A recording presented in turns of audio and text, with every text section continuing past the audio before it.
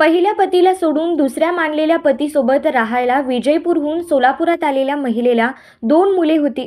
त्यातील 3 वर्षाच्या चिमुकल्याचा दारूच्या नशेत मौलाली उर्फ अकबर अब्दुल रजाक मुल्ला याने खून केला.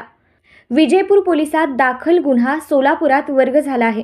त्यानंतर MIDC पोलिसांनी सोमवारी मौलालीला अटक केली. विजयपूर येथे राहायला असलेल्या 28 वर्षीय विवाहिता तिच्या पहिल्या पतीला सोडून 44 वर्षीय मौलाली उर्फ अकबर मुल्ला याच्यासोबत राहत होती. दोघीही विजयपूरचेच. त्या विवाहितेला पहिल्या पतीपासून 2 मुले झाली होती. त्यातील एक मुलगा 3 वर्षांचा होता. त्याचे नाव फरहान होते. 2 चिमुकल्यांसह विवाहिता मौलालीसोबत कोंडा नगराजवळील सय्यद पठाण यांच्या घरात भाड्याने राहायला होते. काही दिवस चौघेही नवदाम्पत्याप्रमाणे राहत होते.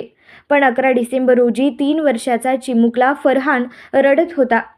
मौलाली नशेत घरी आला. रडणाऱ्या फरहानला गप्प बसविण्यासाठी मौलालीने त्याचा गळा दाबला. त्यात काही मिनिटातच फरहान पूर्णतः गप्प झाला.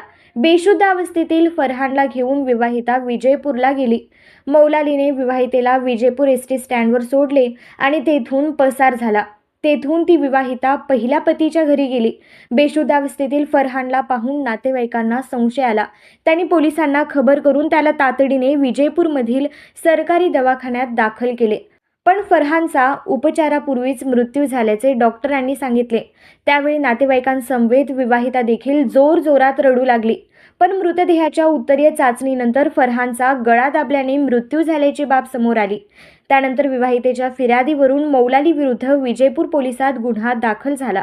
तेथून तो गुन्हा सोलापूर शहर पोलिसांकडे वर्ग करण्यात आला आहे.